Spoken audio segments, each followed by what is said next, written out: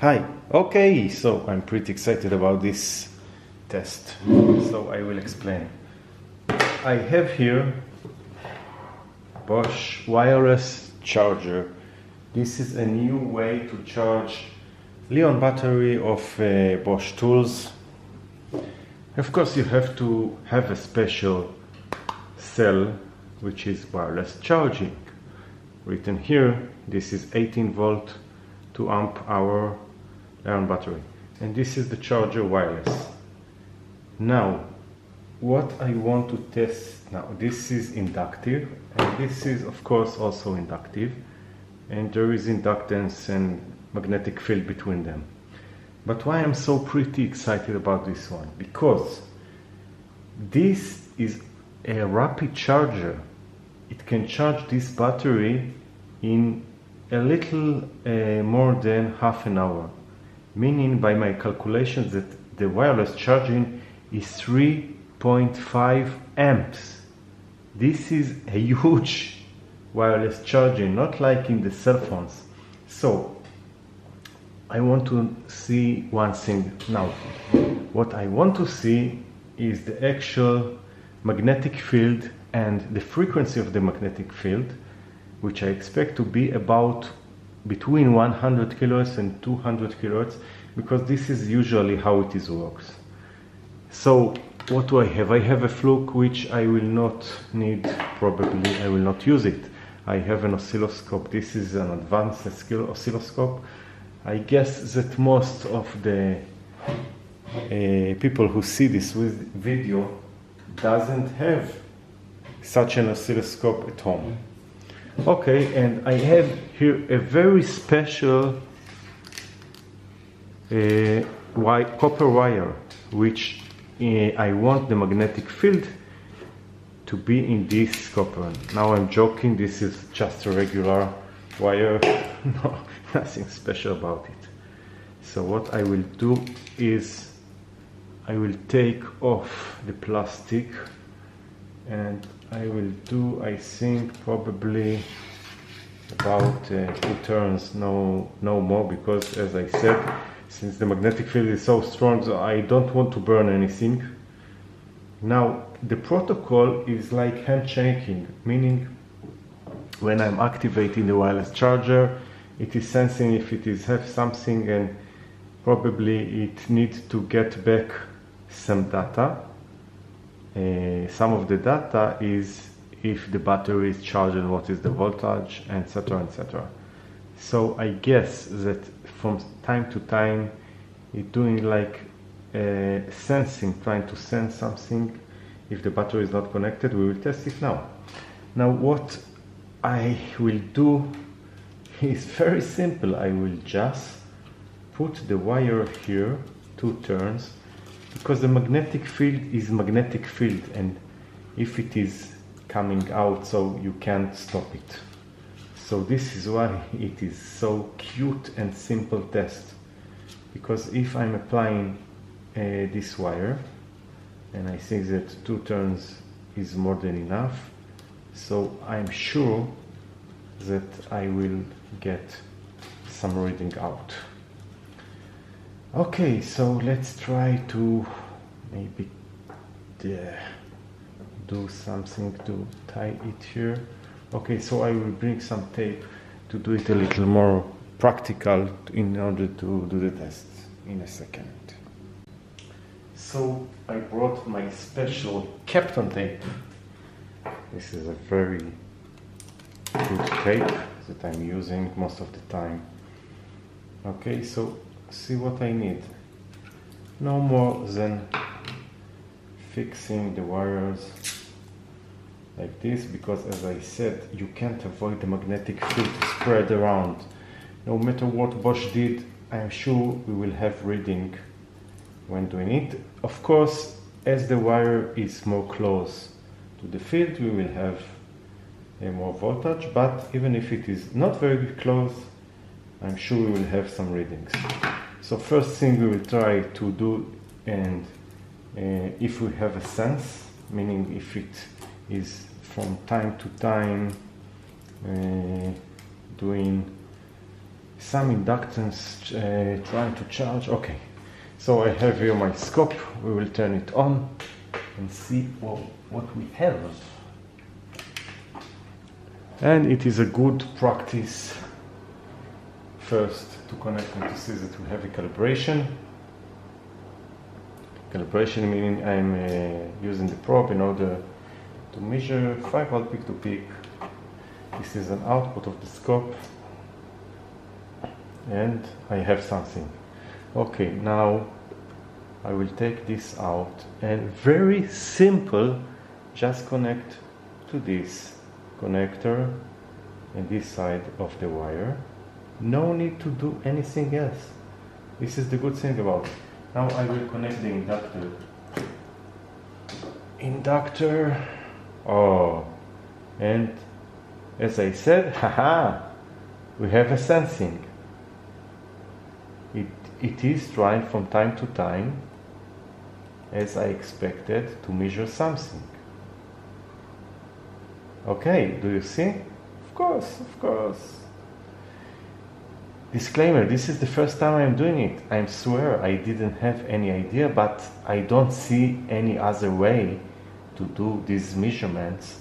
So, for sure, this is what they're doing. Okay, so I will put a trigger and with a level trigger. Let's put the trigger menu on channel 1 on a slope, and we will move it. Where is my cursor? Where is my cursor?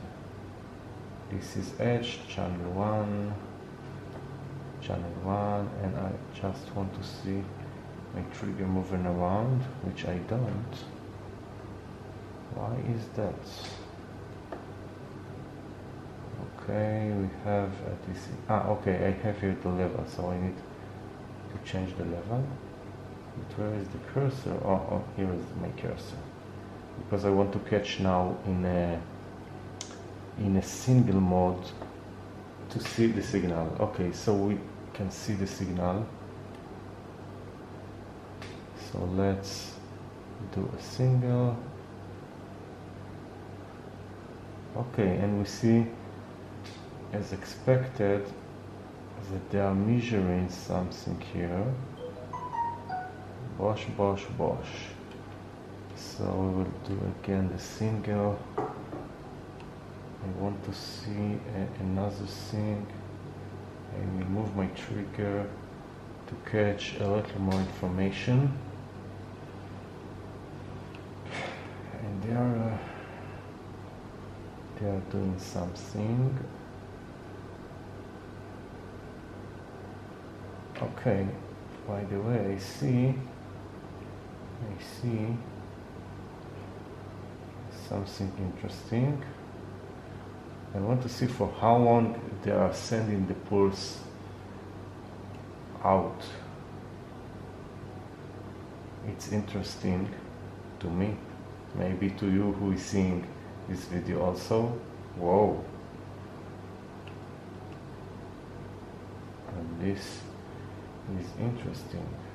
You have to say that it is interesting. The scale is very high.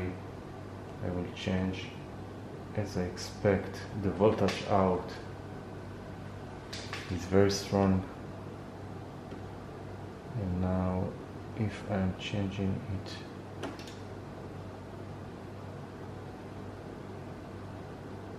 okay, so okay, it did auto set, which I didn't mean the auto set this way. I want to see how long they are doing this and what is the voltage that I'm getting out. Okay, this is a good example. So I can do a stop and see what I don't believe. Amazing.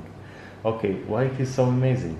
Because I have just 2 turns and the voltage peak to peak is so high, and the wire is not even close to the battery now, no charging yet, and the time is about roughly 40 milliseconds. They are sending a 40 millisecond pulse, and probably they are doing it every, let's say, every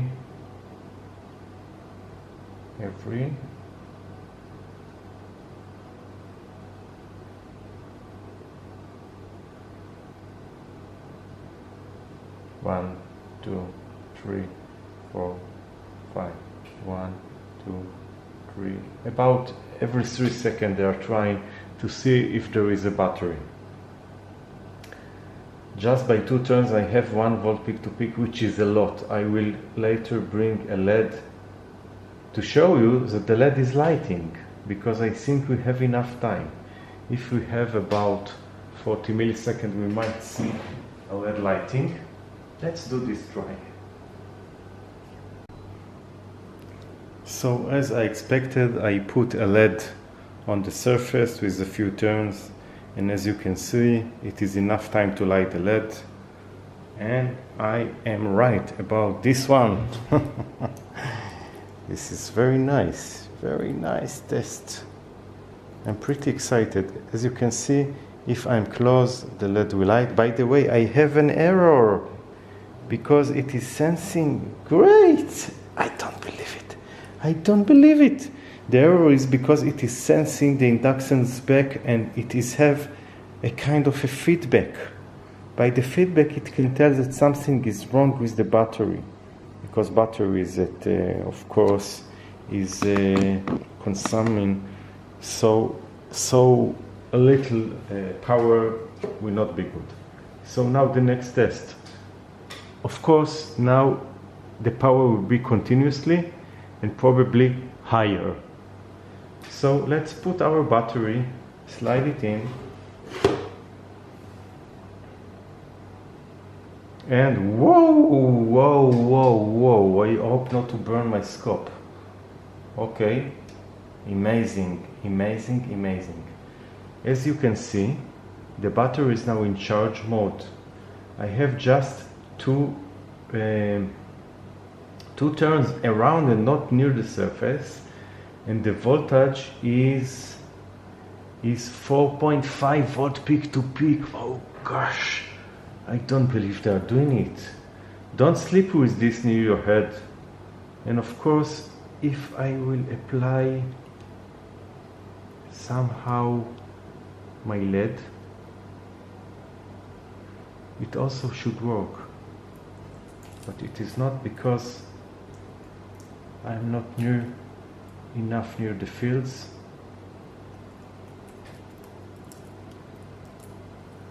Okay, I have to fix it in order to see. But as you can see, it is now charging. And oh my gosh, this is a lot of power, a lot of inductance. I can feel the electrons near my ears. Okay, this is interesting. And as you can see, it's interesting to look at the scope. The signal is changing, meaning that each time they are sending pulses for charging, and then they are stopping and reading back the results. Can you see it? Can you see these amazing things? As you can see, from time to time it stopped, and then it is the feedback, I'm sure. This is the sense feedback back in order to get the battery voltage. This is pretty interesting, and I have to say I'm impressed about the technology of doing a wireless charging and getting all the data. The good thing is that you can analyze it without opening the box. It's so cool. Okay, so this is one of my best experiments lately. And now we will try to connect the LED to see if it is not interfering the battery charge. I guess it will not, because the battery power is much higher than this LED, so I don't see any reason that it will not light. I think it will be able to light. I have like to put it around somehow. Not an easy task. Okay, so let's try to do the turns now. 1, 2,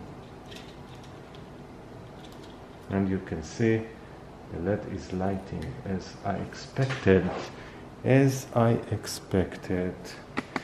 It is very nice to see that when the LED is off, so it is stopping to charge, and this is reading feedback back from the battery.